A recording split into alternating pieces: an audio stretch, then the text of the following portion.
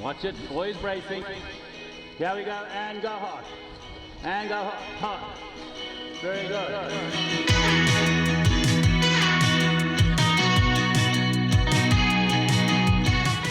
The Paddler's Pod with Sam and Macca. Well, who says we take too long between episodes of the Paddler's Pod? By my clock, it's been about 3 minutes since we last recorded.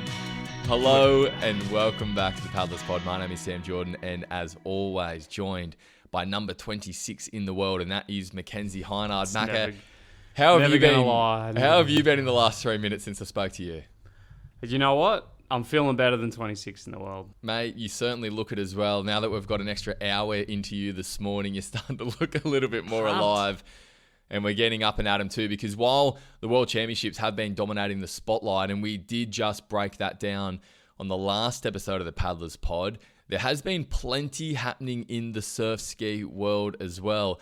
There's been big races in Australia. There's been big races overseas. There is a huge race this weekend in South Africa, being the Pete Marlin. We can't wait to be seeing the results of that as well. And the road towards the Shaw and Partners WA Race Week is starting to get faster and faster as well. So, look, Macca, this episode, we have a little bit of power plays to catch up on. What do you reckon? We've done our formalities. We've done our niceties. We might just get stuck in. Jeez, if only people were listening back to back, right? Then it might maybe make sense. Maybe people will. Maybe people will. You know, this is a reward for those who are there straight on the button. And there is a few that are just straight on the episode when it comes out. That'd be good. Are we dropping them back to back? I think I'm going to have edited the World Championships episode 63 and put that out. Yeah, they could well be back to back, but it might just be like an hour or two apart. Or a day. Who knows how held up I get. Who knows? Anyway, onwards and upwards. Let's do into our power plays. The Paddler's Pod. Power Plays. Which this episode are brought to you by Vaikobi. Number 3. Now, Macca, a bit of a niche one to start, given the things that have been happening in the surf ski world as well. I actually had plans for a different power play at number 3, but this very morning when I got home from training and I was eating my breakfast and, as always, scrolling through my phone, there was a photo that got posted that caught my eye. I sent this to you, and as I know, you haven't opened it yet, so just let me paint the picture. It's been reshared by Epic Kayaks. It's of a pair of new paddlers to the sport, a pair of Australian young women who are out there paddling. Except one of them is actually 5-time Olympic gold medalist Kaylee McEwen, and she's standing alongside her sister Taylor, who I think has also been at the Olympics as well, perhaps. Maybe don't quote me on that. No, I think so. And it got me thinking. Kaylee McEwen is not only one of the most famous Australians, she's one of the greatest swimmers of all time. She's gone back to back. For those who aren't Australian and maybe don't live in our bubble, like if you like swimming, you know Kaylee McEwen. She won the 100 and 200 metres backstroke of both the Tokyo and Paris Olympics. She's won a medley relay in there as well. She's one of the most decorated Australians in Olympic history. And it got me thinking, who are the most famous surf ski paddlers in the world? Because we've spoken about this loosely a little bit before, but I'm going to put the call out now. Guys, send us a message. Send us a DM. Get in touch with us on Facebook or Instagram. If you know of famous people paddling, let me know, because this is kind of the lay of the land at the moment. Like, I almost want to get some kind of chart going. I know that Bill Gates... On fameability. On fameability. I know that Bill Gates once bought or has bought like a couple of Epic Kayaks. Imagine seeing that Greg order Barton. come across the table. Well, you think it would be a stitch up, right? Gee, I hope you gave him a tip. Yeah. I know that Bill Gates has done a little bit of paddling. We've heard the stories from both Oscar Chalupsky and Dean on the podcast about taking Cameron Diaz, the Hollywood actress, for a paddle. Of course, there was Tom Selleck, who actually learnt to paddle, being Magnum PI. PI. We've interviewed a former Australian Prime Minister on the podcast while he was out paddling, being former Australian Prime Minister Malcolm Turnbull. So, like, the list is actually reasonable. Yeah. Have you got any others, Macca, to throw in the mix? You put me on the spot here. Look, I'll keep rattling through a few then. Like here in Australia, because look, it's obviously sounds like quite... you've got a plenty banked up. Well, it's going. we've spoken about it a bit before in the past. Karl Stefanovic, who's a very famous Australian TV personality here, has done an Australian Ocean Racing Series race. That's right. With none other than Grant Kenny in a double. And his fame ability is not too bad either. Yeah. When like even in local Sydney races, like I'm so used to seeing guys like Bruce Hopkins and Tom Williams, who are, television identities here in Australia as well. Ernie Els, the golfer, has paddled with Oscar through the knives and the heads. I know that. It's a pretty handy kind of collection. Mac Horton, who won the 400 meters freestyle in Rio. I've seen him posting 20k paddles on social media. Corey's paddled with him. I want to know, has he? There you go. I want to know more. If you know famous paddlers, let us know. Macca, do you have any to throw into the mix? I haven't. None have sprung to mind. I mustn't be hanging out in the right circles. I've just got my paddling buddies. Yeah. Hey, to be fair, some of the guys you paddle with aren't too bad either. Their fam ability is actually not too bad. Maybe we'll try and get Kaylee on the podcast. Well, we actually still have a few people. Classic. We need to get Ash, the great Ash, who did his Ultraman through the UK, on the podcast at some point as well. Macca, are you still set? Is that still your alarm theme? Oh no, but maybe that's God knows you need it. I know that's the 26th. Hey, I didn't set the alarm. If you know a famous paddler, tell me. Thepaddler.news. Send us a message. We want to start getting some kind of list together. What do you reckon? I bet you I'm going to get hit up by plenty of people after people hear this and be like, hey, you remember that time that person? I'm like, oh, damn it. Of course I do. I just forgot. Well, I'll put me on the spot. See what happens. I'll look forward to hearing it, Macca. For now, let's get stuck into a bit of racing chat. Number 2. And it begins not in the world of ocean ski paddling, but with an ocean ski paddle 2-time world champion. She's the only woman to have won 2 ICF World Championships, Jemma Smith. She was a notable absence from the World Championships in Madeira, and she did explain the reason why. We've spoken about it on the podcast, is that she had unfinished business with the Coolangatta Gold. Back in 2019, a young Jemma Smith Ironwoman did take on Australia's most grueling endurance surf sports race, and just meters from the finish line, she was overtaken. She finished second on that day, and the fire has been burning ever since. Her journey through paddling has taken her into ocean skis. Into ocean skis. It's taken her into the world of sprint kayaking as well. But at the start of the year, she made a decision that she was going to commit to claiming that missing trophy. And by God, she did it. Jemma Smith winning the Coolangatta Gold for 2024, putting her name alongside some of the absolute greats. Macca, just to start, what a great story, a great comeback story as well, because look, I'm sure Jem hasn't really let it on, but I'm sure there would have been some mental demons associated with that as well. Like she had an outstanding race on that day in 2019, but she wanted to win, and now she's done it. Yeah, go back to the mental demons part. Like, there's a difference between being overtaken, 2 kilometers before the finish where there's no one really around, and in the finish chute where there's hundreds and hundreds of people around spectating. Like, that in itself is a completely different thing. And like, when I went down to Foster, like, I saw how much Jemma was putting into this race. She was doing the Foster race, and then she was getting off and doing an Ironman session after. Or she was doing a full swim Wasn't it unbelievable? Before. Like, she wanted this. And do you know what? I was pretty, quiet about it. I just never thought that she was... People were like, oh, they put Jemma as like an underdog. Oh, she's a good ski paddler. I just never thought she was going to lose, to be honest. Me too. I was like, oh, she'll win this for sure. Yeah, absolutely. Oh, look, I think the one thing that she's shown, and this is where I think maybe downwind paddling doesn't get the credit it deserves by some people in clubbies. Like, I think they just kind of think it's like this completely different beast. Mate, it's some of the most brutal endurance racing you can do because you're repetitively sprinting over and over and over. And I tell you what, all of the women in that race certainly found that out the hard way as well, because there was okay, let me try and explain it. So like the Coolangatta Gold Course now goes from Coolangatta, it heads north and then loops back to the south as well. There was a light southerly wind that was kind of fanning along the coast that day. So it meant that when the race started, Jemma had a very, very clear plan, which was catch me if you can. I'll see I'll see you later. She dropped the hammer. She got those runs down, but crucially what it meant was that she paddled back into the headwind, her and the rest of the field. That is a really, really tough thing to do, to get runs and then grind back into the wind. She had a 5-minute lead over second and a 10-minute lead over third when she hit the sand. Second being Lucy Derbyshire, who's, a champion Ironwoman in her own right. And then it became the game of cat and mouse. Would she catch up? But, she didn't. The work that Jemma put in the swim and in the run, it was just an incredible story and an incredible result for Jemma as well.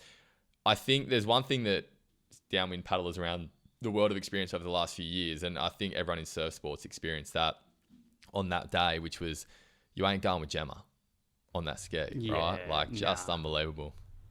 I'd love to know what her time was in comparison to, the men's field. I haven't looked at that. Probably should have looked at that. Neither. No, you did your research on that World Zep. To be fair, I didn't look at that either, but mate, it was pretty impressive stuff. Look, I just got to get something off my chest. Okay, let us have it. It's not easy. It's not easy to say, and there's no easy way to say it. But Jemma did an incredible interview, actually, on the Update podcast hosted by Carla Papik, who's a fellow Iron woman, and she spoke about the strategy, the work that went into it, and Jemma recognised those that had been setting the pace at ski training for her, and that being Newport Iron men, Jackson Borg and Connor Maggs, who did the Coolangatta Gold as well. No mention of little old Sam Jordan and Mitchell Trim, and Mitchell Trim too.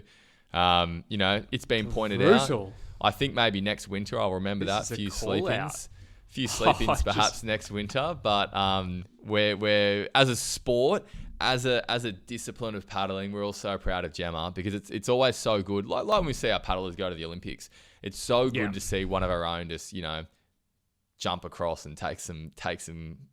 Take some scalps, right? 100%. I think as well though that she missed a world title that arguably she would have been favourite to win, right? Yeah, and I don't want to diminish from the success of those that were there. I think Jemma would have probably come home potentially a 3-time world champion That's could have. Same with to stop her in. Yeah, favourite to win maybe could have been Corey and got second. That's also fine, but she was based on historical result would have been favourite to win, and she had to forgo that to be able to put all of this together to get something that she's been longing for. Now, there was also a downwind race the day before as part of the Coolangatta Gold as well. There was a short course team event in the morning, then that downwind race in the afternoon. Corey Hill and Tom Norton, among other paddlers, Jackson Collins as well, doing both the teams and then the downwind in the afternoon. Tom Norton coming out on top in that afternoon's downwind race. Look, we're going to talk about 20 Beaches, which happened just a week later. And that's a little giveaway. He's our number one power play on the podcast, but it's a sure sign that things are starting to come together for Tommy. Yeah, definitely. When I left, he was paddling extremely well, right? But he wasn't hitting his straps like he has been leading into these big events. And yeah, I must say, after, Corey was pretty pleased with his second place at the world titles, and yeah, to see Tommy then take it to him and get one over him in that race was, I wouldn't say surprising at all by any means. It was just really good. Good to see healthy rivalry, right? And Tommy hasn't done all that much racing. He was unfortunately out of the Foster Race Week due to sickness. And so, a lot of time might have passed since Tom last race. And, it's probably on the same water for the 14 Beaches, I believe, the Australian Championships, where he got second.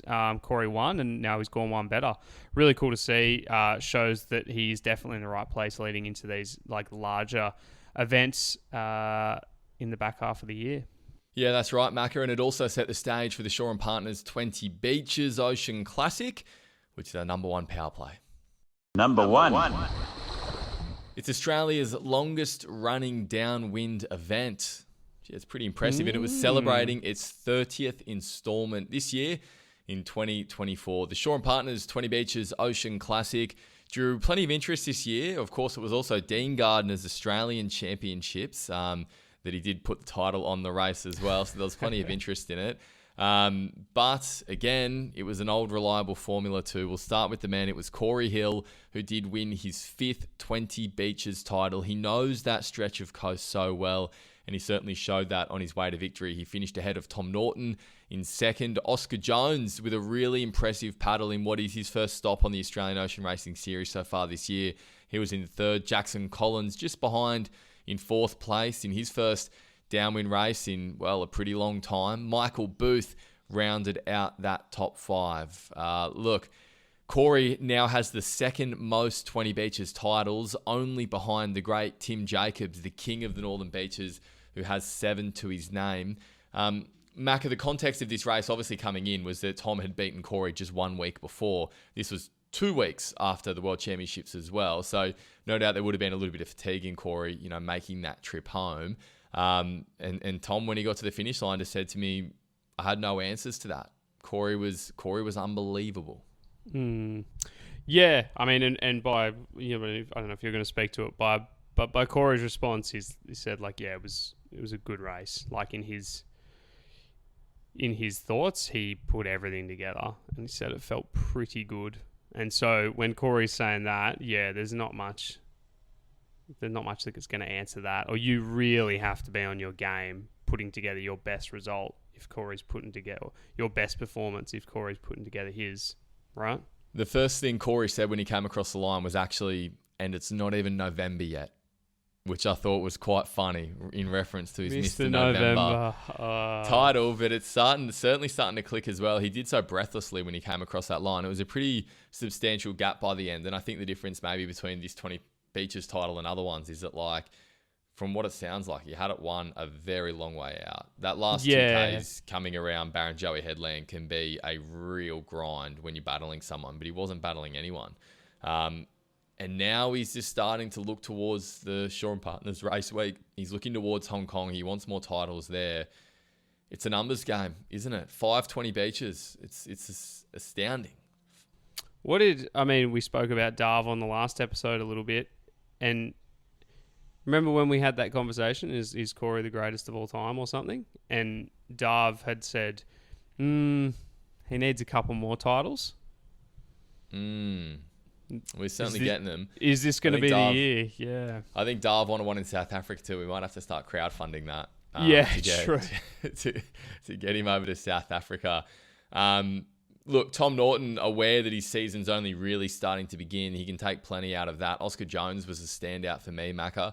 He's made the move to Perth since we last saw Oscar racing on the Australian Ocean Racing Series. He's joined Sorrento Surf Club. He trains under Michael Booth, and I think he's just been loving the training environment that he's got over there with so many incredible downwind paddlers in Perth.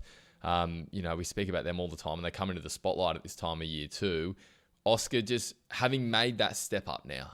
He made the step up last year, but this was about consolidating this season, and he is now a bona fide elite Australian paddler that can challenge for any race victory, and he did that. He did that on the weekend. Yeah, I must say, I was worried that Oscar was sort of going to fall off the face of the earth in the space of paddling, and I hadn't heard much or seen much, and then to find out that he'd made that transfer to Sorrento Surf Club to train with that really good group of guys over there led by Michael Booth. It was cool to see because he was definitely that new guard coming through in the ocean paddling sense, and really you don't want that to go, right? You want that to stay and remain. Yeah. And it's great that he has done so, and it's like he's back bigger and better than ever, right? Yeah, he certainly is. In the women's race, well, it was the return of Danielle Richards. Danielle McKenzie, D-Mac, as we know and love her. She hasn't been racing ocean skis all too much. Of course, she went across and did the gorge. That was more of a holiday. She kind of just popped up at 20 Beaches. I didn't know she was coming. Mac, did you know she was making the trip? I only saw very last minute. Yeah, I'm not going to say I knew from a long way out. The big question for Danielle, and the big question for everyone, the big question for D-Mac coming into it was just how fit was she going to be, because, she did, she's training on her own. Life's changed a little bit. She's working, she's coaching over there at Mount Maunganui in that part of the world as well. and hadn't been doing too much work. She said actually before the race actually in New Zealand, she was training on her own and she wanted to do some efforts on the lake, but she could only get out 600 meters because she was just like, I just haven't got it. So in her mind, she was potentially coming over here to get smoked, really. Yeah. And as it turned out, she did the smoking. smoke. Tell you what, it took me back to a simpler time when, D-Mac and Jemma just going head to head. And even on the weekend, just seeing two incredible athletes just race, mono like that, just felt right. Do you know what I mean? Isn't there a sense of comfort in seeing D-Mac and Jemma just race? Just race again. Are we gonna get another showdown? Are we gonna get a proper showdown in Perth?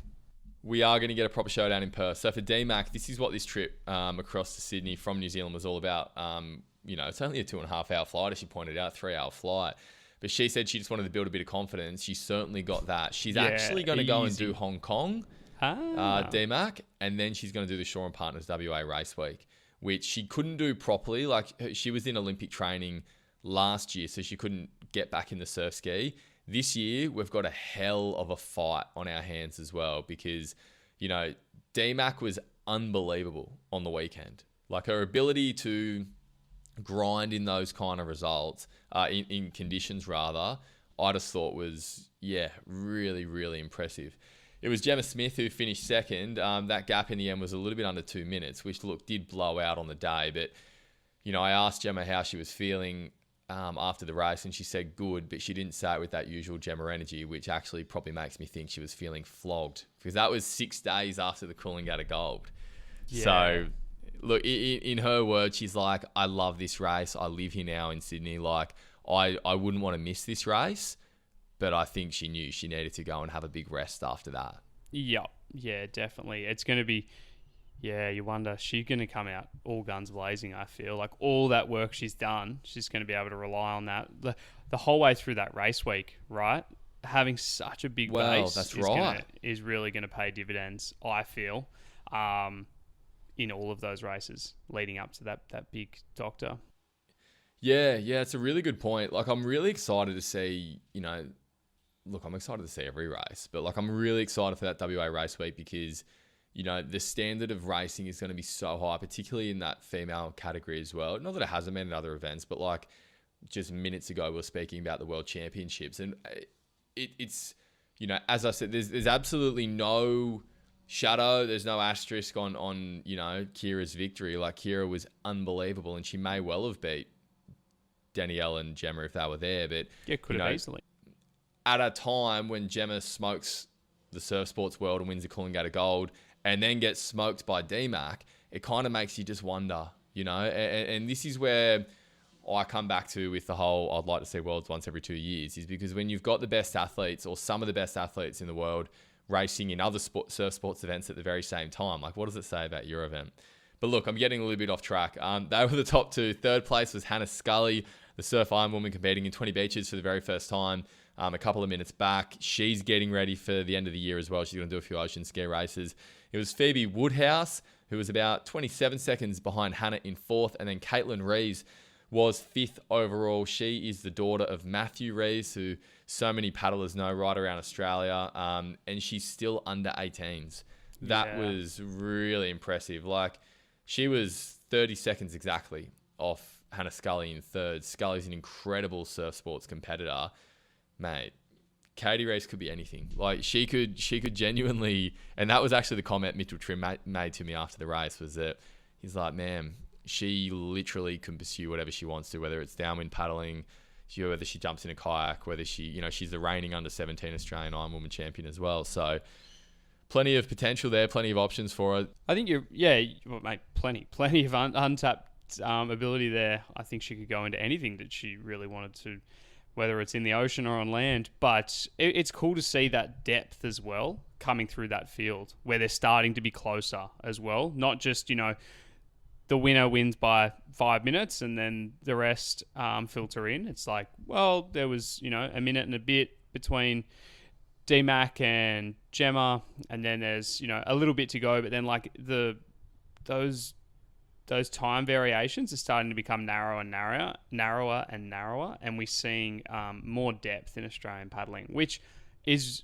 really cool. That's what we want to see, right? In terms of the longevity of sport, is more depth, more participation, which will naturally drive more participation again. And just like we've spoken about time and time again in Europe, that's sort of what we need, is people really advocating and driving the sport. And I think the women are doing a great job at that. Here, Macca. Very well said. So look, there are a couple of major races that we've seen unfold. It's only going to continue to get bigger and bigger and bigger with each week, because we are now in the month of November, and as we know, that is when things really start happening in the surf ski world. A little bit to chat about, but before then, a message from our sponsor. For those who are watching this episode of the Paddlers Pod on YouTube, you might notice a slight little change in Mackenzie Heinard's appearance. He's just had to have a little change of hardware in terms of the earphones. Mac is now running just the one earphone for the rest of this episode of the Paddlers Pod, which is fitting, Macca, because I actually wanted to chat about accessories with Vaikobi as well. My phone case, the waterproof case, I've been giving it an absolute workout lately because I've been doing downwinders lately. I've been actually really enjoying it. I know. I think I went almost like a year and a half without doing a single downwinder. Just purely because of logistics. When the wind blows of an afternoon, like I'm not normally around to be able to do it because of work. And then a year and a half. I actually think it could be longer. I think it could be closer to 2 years. But now I've done like 8 in the last few weeks, and I think that's great. And what's been key to doing every single one of them has been having my bloody phone on me for tracking. It is so easy to do tracking now if you have your phone when you paddle, which is just through Find My Friends, Find My iPhone on the app there that is already installed on every iPhone. Send it to people and just have a little watch as I go paddling, and you're off and away. Ocean. Find My Friends. Is that on Snapchat? No. That's what the app's called. Oh, is it? I didn't. Yeah. Sorry, don't come at me, mate. Snapchat shit. Look, my point is this, right? Something that can unlock so much potential only costs like $25, $30 from Vaikobi.com. If you are doing downwinders and you're not taking your phone with you, you're mad. It may be dumb. Because look, a lot of people have EPIRBs, which are really good. But the technology is, in my eyes, has kind of moved so fast now past EPIRBs as well. Like, not past EPIRBs, but like you don't necessarily need that in order to get that safety element now. Like, I can just yell out, "Hey Siri, call 000." I actually forgot I shouldn't say that too loud with my phone sitting next to me. In case you get into a bit of trouble. If you're wondering where your friend is on the downwinder when you get to the end, you pull it out, you have a look at their tracking, you can get that answer straight away. So, look, that's just one of the little treasures that you'll find at Vaikobi.com. Macca, maybe are you due for some new accessories?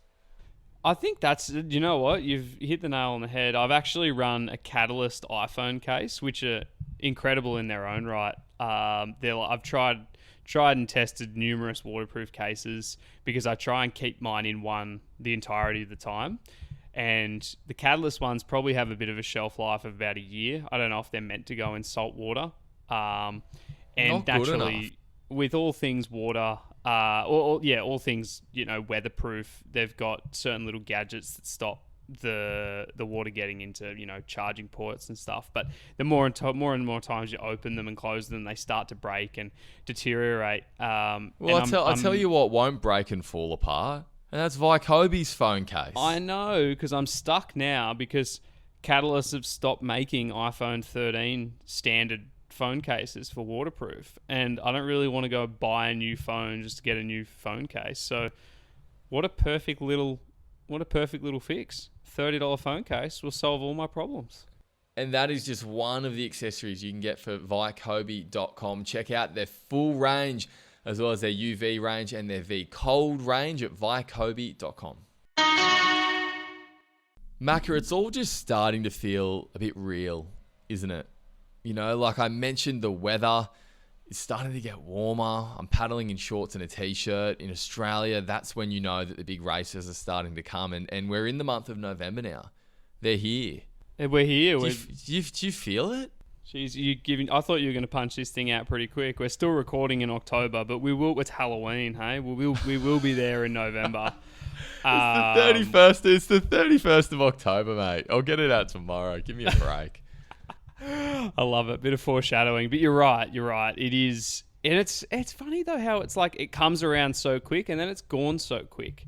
It's definitely condensed, right? Into such a short space, with the World Championships being at the start of October. It almost feels like that was the beginning, and then there's 2 months of racing, and then it's done, and then the year's out.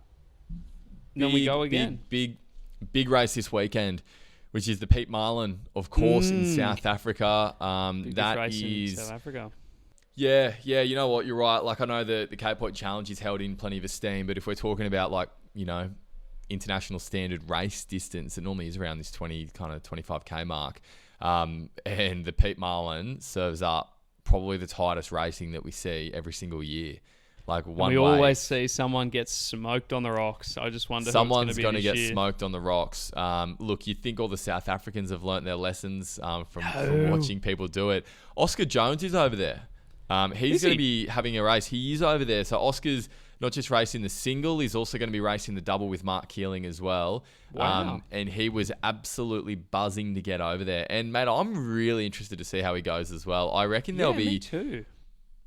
There'll be a few people that in South Africa that are kind of, you know, putting a little target on Oscar's back and going, we'd like to beat some of the Aussies here. In fact, I saw a press release from Pete Marlin get put up online that said, a leading Aussie has come across. They didn't actually even name him. I don't know whether that's mind games. It was this press release that said Aussie. It just said leading Aussie. It didn't even name Oscar Jones. Had a photo of him. They've just shamed him. But look, we can't wait to talk about that. We can't wait to find out. That's this weekend. Keep an eye on the paddle.news for a write-up. Keep an eye on the episode of the podcast as well that will be coming out in 2 weeks' time. For now, Macca, I think we need to have a little bit of a rest. Back-to-back episodes. We've been talking for some time, and we will get back to story time, question corner, the rest in the next episode. We've got another talkback radio up our sleeve for sure, so we can't wait to hear that. We'll get back on top of that, and we'll see you then. All right. Until next time, take care and enjoy. Very good.